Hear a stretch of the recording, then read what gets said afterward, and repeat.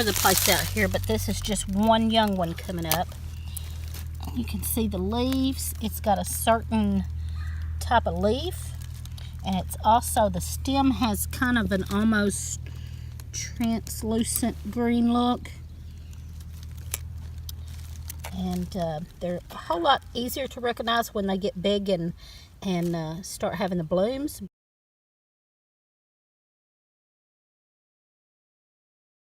Once you identify them, you can recognize them even small like that. Here's another one right over here.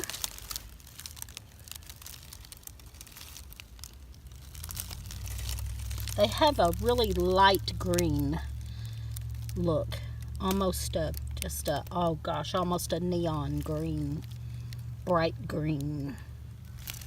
And anywhere that poison ivy and poison oak grow, you can find jewelweed. Here's some stinging nettle coming up.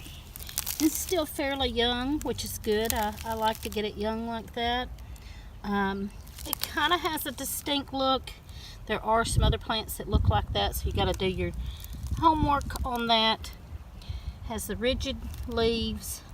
When it gets a little bigger, underneath it has hairs. That's what the stinging is. And on the plant, the leaves grow two leaves together on opposite sides, like that, and then that. They grow two leaves together opposite of each other. Look, there's a bigger one. That one's a little bigger. Maybe you can get a good view of that one. Several of them together. There's a whole lot of it all through here. And so I don't know if I can show. There's the two leaves all the way up and down. It'll be two leaves opposite of each other, back and forth. They go from like this side and then this side, this side, this side, back and forth, all the way up it on opposite sides. So it's pretty easy to identify. There are a couple other things that looks very similar, so you have to learn what you're looking for. And always look under at the, not sure it's showing, but I'm trying, the hairs underneath. Also in this same spot, there's a lot of the jewelweed. There's the jewelweed. Bright green. The stems will be like juicy. It's a very juicy plant. Here's something growing on our property that we actually did plant here. It does grow wild around here, but we took a piece and planted it here, and it has really spread. We planted one piece, and you can see it over there. You can see it over here. It's right up in there with the big leaves. That is bloodroot. Just found one on this side of the little ditch. So it has spread all the way over here somehow. So that's where I'll get a close-up at, is over here where I'm at. It's got a very distinct look. Red stem. And then the root is very red and will stain your hands red. And the root, it looks like almost like bloody fingers. The root kind of looks like a finger, a knobby finger. And then it'll be blood red, and when you crack it up, break it open, it'll have red juice that will stain you. That is bloodroot, and they use that in medicine. So you can sell that. My dad used to hunt for ginseng and golden seal and bloodroot. This is May apples. That's what we call them here, May pops or May apples. And they grow wild everywhere. And they will have a bloom. There's one in there about to bloom. They'll have blooms on several of them. Not every one will have a bloom. But there'll be several blooms, and then after it blooms, it'll get a little fruit that's called a May pop. And they're edible and good, but we don't seem to ever be able to get them. It seems like the deer always get them before they get ripe, before we can get to them. But I'll show you a few of the blooms. I think they're just budding. They're just budding. They don't have blooms yet, but they will bloom out a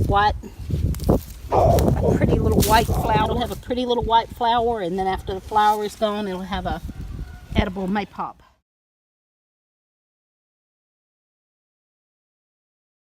pawpaw blooms are starting to turn purple on the outside. And inside they get to be a real pretty bloom. And they're starting to come out good all over that tree.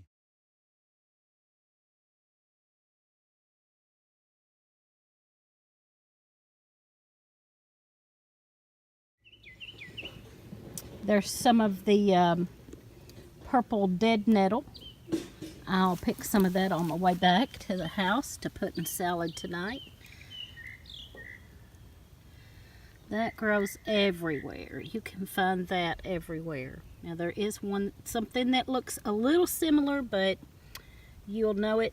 I don't think they look that much alike, but some people do. So you will know it for sure by the square stem.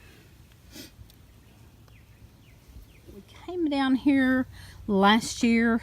We were going to dig some up and take it home so that we would have it growing at our house. It has medicinal properties. It's mullein, and it grows just on the side of the road here in western Kentucky. I'm sure it grows lots of other places too, but usually you don't see this much of it in one spot. But this road, it's just a little gravel road that a farmer has some land back here. And we always, like year before last and last year, we came and was going to dig some up and take it home, but the farmer had been working the land and spraying, and we just wasn't too sure about it. But this year I came early. He hasn't really done much in the field yet. The field actually still has like the yellow, I think it's wild mustard or something, that's what we call it, in it. So he hasn't done anything. He usually plants corn in there, and he swaps up, I think he swaps up corn and soybeans, but he hasn't done anything yet this year. So I thought it'd be a great time to go ahead and dig a few of these up. That is mullein. It gets real big and tall and has a big yellow flowers at the top.